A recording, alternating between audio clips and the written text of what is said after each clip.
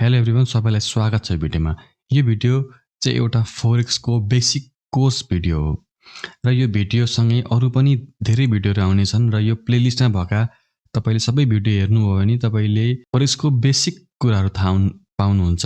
यानी कि तपाईले फोरेक्सले कसरी काम गर्छ, फोरेक्समा ट्रेडिङ कसरी गर्ने, चार्टको बारेमा, चार्ट कहाँ गएर हेर्ने, कसरी पढ्ने, हैन, लिक्विडिटीहरू र फोरेक्स पेयरहरू कतिवटा हुन्छन्, यस्ता कुराहरू हामी यो सिरिजमा सिक्नेछौँ। यो सिरिजमा अरू पनि निकै भिडियोहरू छन्, तपाईले यो पछि त्यो भिडियो हेर्न सक्नुहुन्छ। अनि त्यसरी मैले एउटा कलेक्सन बनाएको छु। यो चाहिँ फोरेक्सको बेसिक कोर्स हो नेपालीमा, त्यसैले तपाईहरूले यो ध्यान दिएर हेर्नुभयो भने फोरेक्सको बेसिक कुराहरू थाहा पाउनुहुन्छ, जसले एउटा फाउन्डेसन बन्छ तपाईलाई अरू एडभान्स चिजहरू सिक्नको लागि। त्यसैले यो सिरिजमा चाहिँ हामी फोरेक्सको बेसिक कुराहरू सिक्छौँ। यो एपिसोडमा चाहिँ जस्तै वाट इज फोरेक्स, सिम्पली भन्ने भने यो एउटा ग्लोबल फाइनेन्सियल मार्केट हो जहाँ करेन्सी ट्रेड हुन्छ। यदि तपाईलाई कुनै एउटा देशको करेन्सी अर्को कन्ट्रीको करेन्सीको तुलनामा बढ्दैछ वा भनौँ स्ट्रङ हुँदैछ भन्ने लाग्छ भने तपाईले यो मार्केटमा पैसा कमाउन सक्नुहुन्छ। मतलब तपाईले यदि दुईटा करेन्सी मध्ये कुनै एउटा करेन्सी चाहिँ स्ट्रङ हुँदैछ वा विक हुँदैछ वा यो करेन्सी बढ्दैछ यो घट्दैछ भनेर पत्ता लगाउन सक्नुहुन्छ भने तपाईले यो मार्केटमा पैसा कमाउन सक्नुहुन्छ। यदि हामी कुनै देश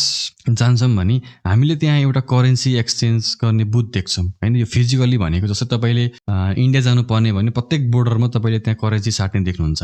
त्यहाँ हामीले हाम्रो करेन्सी त्यो देशको करेन्सीसँग एक्सचेन्ज गर्छौँ। त्यहाँ हामीले एक्सचेन्ज गर्ने बेला त्यहाँ आजको एक्सचेन्ज रेट हुन्छ, मतलब तपाईको कति रेट हो भनेर हुन्छ। अब इन्डियामा त हुँदैन, इन्डियामा त फिक्स हुन्छ, तर बाहिर अरू देशमा जानुभयो भने चाहिँ त्यहाँबाट त्यो दिनको रेट कति हो भनेर त्यहाँ फिक्स हुन्छ र डिफ्रेन्ट करेन्सीको डिफ्रेन्ट रेटहरू हुन्छन् त्यहाँनिर। यो करेन्सी रेट त्यो दुईटा कन्ट्रीको करेन्सी अनुसार घटबढ भइरहेको छ, कहिले नै स्टेबल हुँदैन, हैन।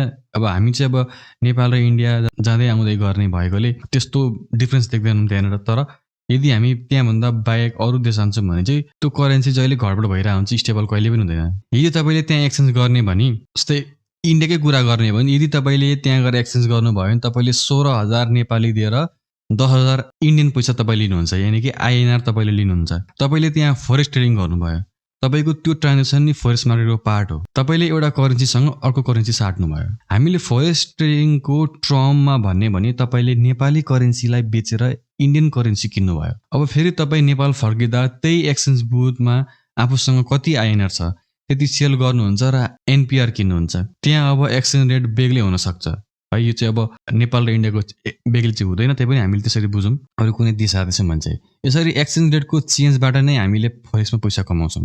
घटबढ भइरहेको छ, हैन, त्यसकै ग्यापबाट हामीले पैसा कमाउने हो। फोरेक्स वा एफएक्स मार्केट भनेको संसारकै लार्जेस्ट फोरेक्स मार्केट हो। एफएक्स मार्केट एउटा ग्लोबल र डिसेन्ट्रलाइज मार्केट हो जहाँ करेन्सीहरू एक्सचेन्ज हुन्छन्। यी करेन्सी रेटहरू सेकेन्ड नै पछि चेन्ज भइरहेको छ, त्यही कारणले यो मार्केट भोलाटाइल हुन्छ।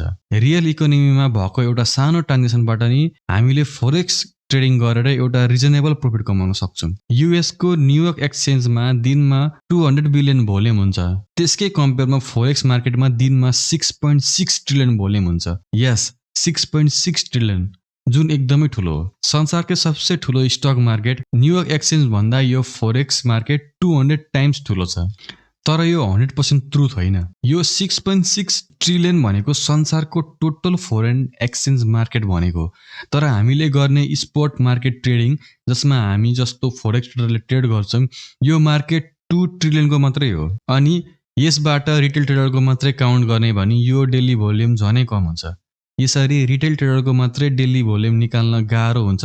तर इस्टिमेटमा रिटेल ट्रेडरको daily volume 3 to 5% of total daily FX trading volume हुन्छ, जुन एराउन्ड 200 बिलियन आउँछ।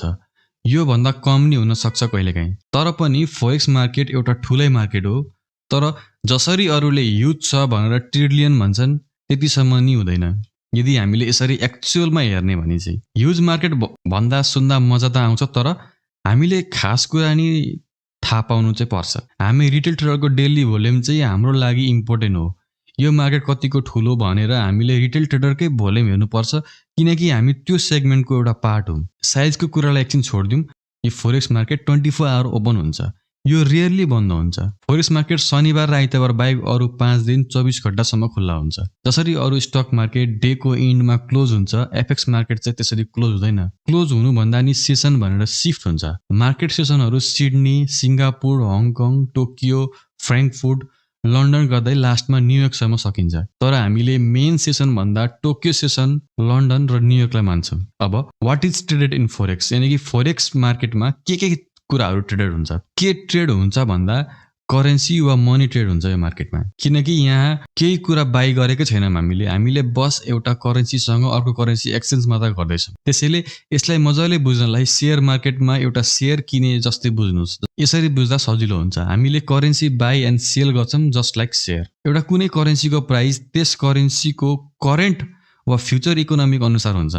एउटा देशको करेन्सी स्ट्रङ वा विक हुँदा फोरेक्स मार्केटमा त्यो करेन्सीको प्राइस सेट हुन्छ। फोरेक्स ट्रेडिङमा यदि हामीले जापानिज येन किन्यौँ भने बेसिकली हामीले जापानिज इकोनोमीमा जेपीवाई भन्ने सेयर किन्यौँ। तपाईँले जापानिज इकोनोमीले अहिले राम्रो गर्दैछ वा फ्युचरमा अहिले भन्दा राम्रो गर्छ भनेर जेपीवाई किन्नुभयो पछि गएर बेच्नको लागि।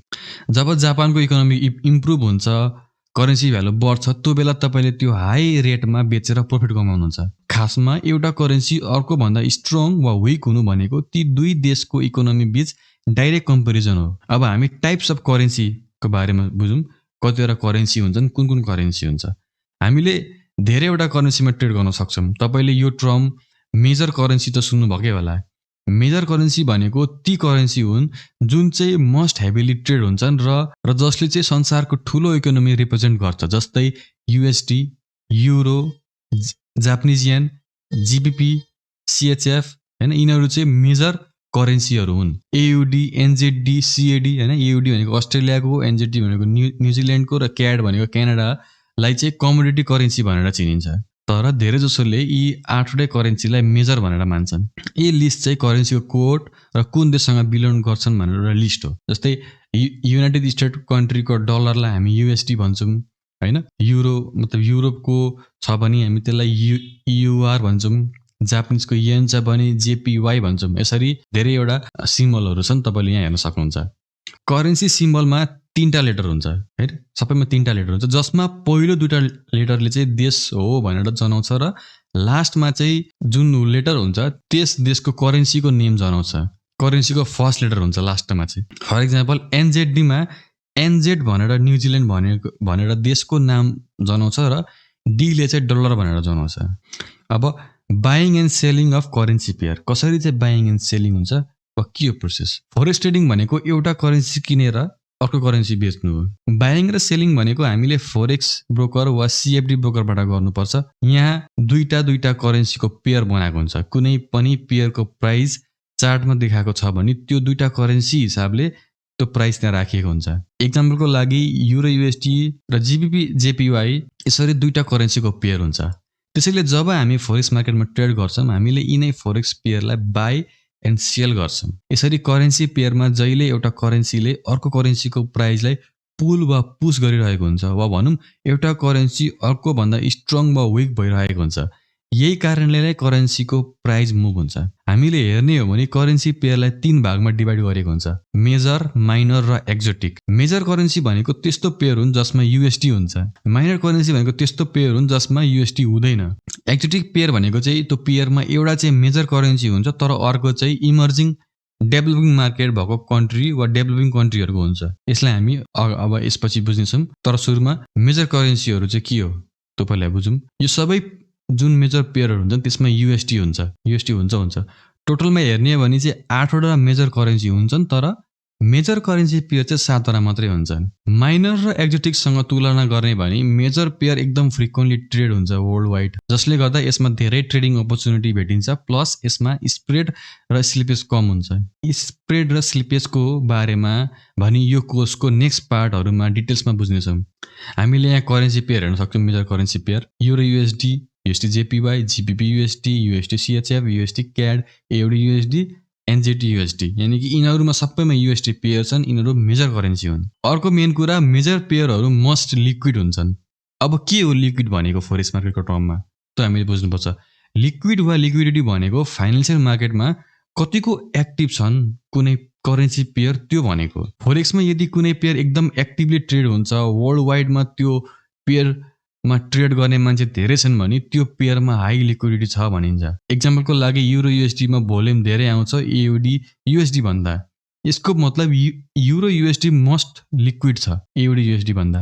अब हामी माइनर पेयरको बारेमा जान्नेछौँ। करेन्सी पेयर जसमा चाहिँ कुनै दुई मेजर करेन्सी हुन्छ एक्सेप्ट युएसडी, त्यस्ता पेयरलाई हामी माइनर करेन्सी पेयर भन्छौँ। माइनर पेयरहरू मेजर पेयर जतिको फ्रिक्वेन्टली ट्रेड त हुँदैनन्, तर पनि यसमा प्लेन्टी अफ ट्रेडिङ अपर्च्युनिटी भेटिन्छ, वा भनौँ यो नि केही हदसम्म लिक्विड नै हुन्छ।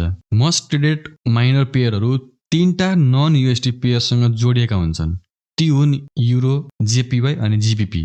जस्तै euro CHF, euro GBP, euro CAD, euro AUD, यो चाहिँ युरोसँग जोडिएको भयो। अर्को येनसँग, जापानिज येनसँग जोडिएको युरो जेपीवाई हैन, जीबीपी जेपीवाई, क्याड जेपीवाई, र अर्को पाउन्डसँग यानि कि जीबीपीसँग जोडिएको GBP CHF, GBP AUD, GBP CAD, GBP JPY हैन, यस्ता चीजहरू चाहिँ हुन्छन्। र अरु पनि थुप्रै माइनर पेयरहरू हुन्छन्, जस्तै एयुडी CHF, एयुडी क्याड, एयुडी NZD, क्याड CHF, NZD CHF हैन, यस्ता हुन्छन्। अब एक्जोटिक करेन्सी पेयर भनेको चाहिँ के हो त? एक्जोटिक करेन्सी भनेको त्यस्तो कन्ट्रीको करेन्सी हुन् जुन अहिले डेभलपिङ फेजमा छन्, वा जुन चाहिँ अब नेक्स्ट इमर्जिङ मार्केट बन्न सक्छन्। एक्जोटिक करेन्सी पेयरमा चाहिँ एउटा मेजर करेन्सी हुन्छ र अर्को चाहिँ इमर्जिङ मार्केटका करेन्सी हुन्छन्, जस्तै Brazil, Mexico, Chile, Turkey, Hungary हैन, यस्ता देशहरूको चाहिँ पेयरसँग जोडिएको हुन्छ युएसडीहरू, मतलब मेजर पेयरहरू।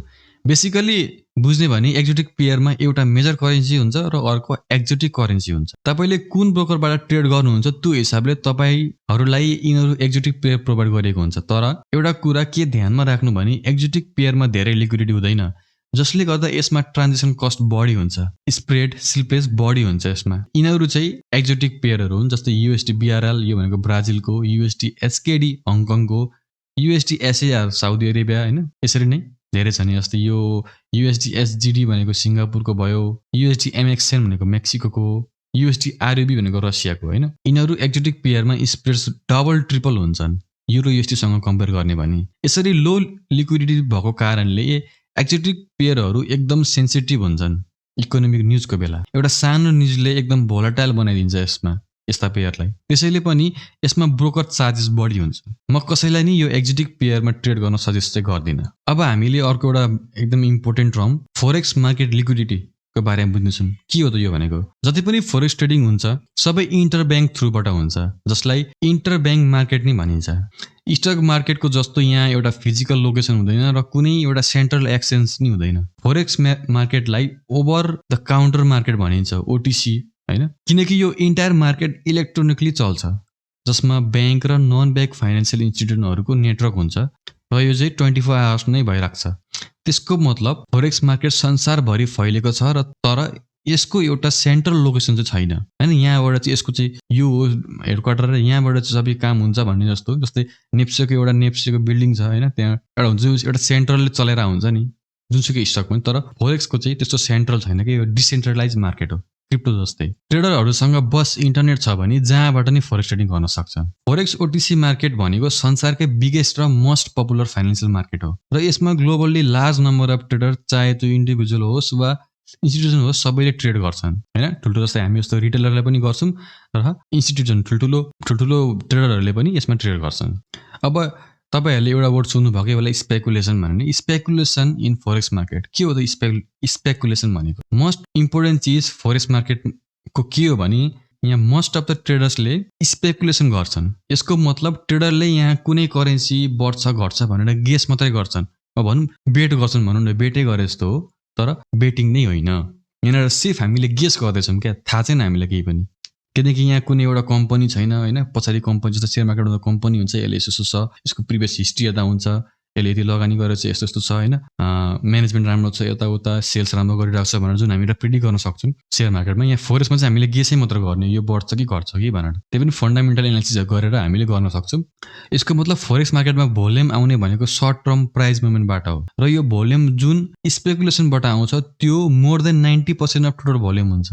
यानी कि जसले स्पेकुलेसन गरेर चाहिँ ट्रेड गर्छन् त्यसको कारणले चाहिँ 90% भोल्युम आउँछ फोरेक्स मार्केटमा। यो मार्केटमा कुनै पनि पोइन्ट अफ टाइममा बाइङ एन्ड सेलिङ एकदम लार्ज एमाउन्टमा भइरहेको हुन्छ। प्रत्येक प्राइसमा एकदम लार्ज एमाउन्टमा बाइङ एन्ड सेलिङ भइरहेको हुन्छ यो फोरेक्स मार्केटमा। यसले गर्दा नि यो मार्केट एकदम लिक्विड छ। यसमा एउटा ट्रेडरलाई जुनसुकै सानो मुभमेन्ट हुँदा नि ट्रेडमा इन एन्ड आउट गर्न सक्छन्, एकदम सजिलो हुन्छ। यो लिक्विडिटीको कारणले हामी ट्रेडर्सलाई धेरै बेनिफिट छ। सर्ट टर्म ट्रेडरलाई लिक्विडिटी इम्पोर्टेन्ट हुन्छ किनकि यसले कुनै पनि छोटो टाइममा प्राइस कतिको चेन्ज हुन्छ भनेर डिटरमाइन गर्छ। फरेक्स जस्तो लिक्विड मार्केटमा ह्युज ट्रेडिङ भोल्युम हुँदा नि यसले प्राइसलाई त्यति साह्रो एफेक्ट गरेको चाहिँ हुँदैन। यसरी धेरै लिक्विड भयो नि मार्केट भोलेटाइल भनेको दिनको एउटा स्पेसिफिक टाइममा मात्रै हुन्छ, जस्तै कुनै सेसनमा। टाइमले कसरी असर गर्छ भनेर हामी यो सिरिजको आउने पार्ट्सहरूमा बुझ्नेछौँ। अहिलेलाई चाहिँ हामी एउटा मान्छेले चाहिँ अब कसरी फरेक्स ट्रेडिङ गर्छ यानि कि कसरी पार्टिसिपेट गर्छ फरेक्स मार्केटमा त्यो बुझौँ। अहिलेसम्म हामीले फरेक्स मार्केट के हो, कतिको ठुलो छ, करेन्सीको टाइप्सहरू, कसरी ती करेन्सी बाइ सेल हुन्छ भनेर बुझ्यौँ। तर आखिरमा हामीले फरेक्स ट्रेड चाहिँ कसरी गर्छौँ त? त्यसैले अब हामीले एक्चुअली फरेक्समा ट्रेड चाहिँ कसरी गर्छौँ भनेर सिकौँ। अहिलेसम्म हामीले बुझेअनुसार forex market most popular market हो। त्यसैले यसमा इन्भेस्ट गर्ने, ट्रेड गर्ने धेरै तरिकाहरू छन्। यिनीहरू तरिकामध्ये most popular retail forex, spot FX, currency future, currency option, currency exchange traded फन्ड्सलाई ETF पनि भनिन्छ, फरेक्स CFDs अनि फरेक्स स्प्रेड बेटिङ हुन्। तर हामीलाई यी सबै कुराहरू थाहा हुनु पर्दैन। हामीले यहाँ एउटा रिटेल ट्रेडरले कति तरिकाले फरेक्समा ट्रेड गर्न सक्छौँ भनेर बुझ्दैछौँ। यहाँनिर एउटा रिटेल ट्रेडरले ट्रेड गर्ने भने कि त उसले स्पोट एफएक्सबाट गर्छ, रिटेल फरेक्सबाट गर्छ, वा कसैले करेन्सी फ्युचर पनि गर्छन् है त। र हामीले ट्रेड गर्ने भनेको म्याक्सिमम भनेको हामीले एउटा ब्रोकरबाट गर्छौँ हैन। त्यो ब्रोकर चाहिँ एउटा लिक्विडिटी प्रोभाइडरसँग कनेक्टेड हुन्छ र तपाईँहरूले गरेको अर्डर त्यो लिक्विडिटी प्रोभाइडर थ्रुबाट इन्टर ब्याङ्कसँग कनेक्ट गर्छन् हैन तपाईँको अर्डरहरू। र त्यहाँबाट तपाईँले बाई गर्नुभएको छ भने उता सेल गर्ने को छ अर्को मान्छे, त्योसँग अर्डर पेयर गरिदिन्छ। यो चाहिँ एक्चुअल प्रोसेस यो हो। यो चाहिँ ECN ब्रोकर, मार्केट मेकर भन्ने जुन ब्रोकरहरू हुन्छन् त्यो ब्रोकर बाहेक अरू ब्रोकरले चाहिँ यो गर्छन्। तर मार्केट मेकरले चाहिँ के गर्छन् भने तपाईँले अर्डर हाल्नु भएको छ भने अपोजिटमा उनीहरूले ट्रेड गर्छन्। तपाईँले बाई गर्नुभएको छ भने उताबाट अपोजिट अर्डर चाहिँ उनीहरूले गर्छन्, सेल गरिदिन्छन्। मतलब तपाईँको लिक्विडिटी प्रोभाइडर त्यही ब्रोकर नै हुन्छ। यसरी चाहिँ हामीले ट्रेड गर्छौँ। फरेक्समा कसरी पार्टिसिपेट गर्ने भने एउटा ब्रोकर एकाउन्ट खोल्छौँ हैन। त्यसमा हामीले हाम्रो एकाउन्ट भेरिफाईहरू गर्छौँ, त्यसपछि डिपोजिट गर्छौँ, कुन मेथड छ, र डिपोजिट गरिसकेपछि हामीले त्यहाँबाट ट्रेड गर्छौँ है त। तपाईँले यो भिडियोमा चाहिँ फरेक्सको बेसिक कुरोहरू थाहा पाउनुभयो। फरेक्स के हो, करेन्सी पेयर के हो, करेन्सी के हो, स्पेकुलेसन भनेको के हो, कसरी ट्रेड हुन्छ र कसरी पार्टिसिपेट गर्ने, कसरी बाई गर्ने भन्नेसम्म सिक्यौँ। र अरू पार्टमा हामी अरू कुराहरू बुझ्नेछौँ। यो भिडियोको लागि चाहिँ यति नै। यो कोर्सको पहिलो भिडियो थियो। तपाईँले अर्को भिडियो हेर्नलाई, यो कोर्सको नेक्स्ट भिडियो हेर्नलाई तपाईँले यहाँ क्लिक गर्न सक्नुहुन्छ।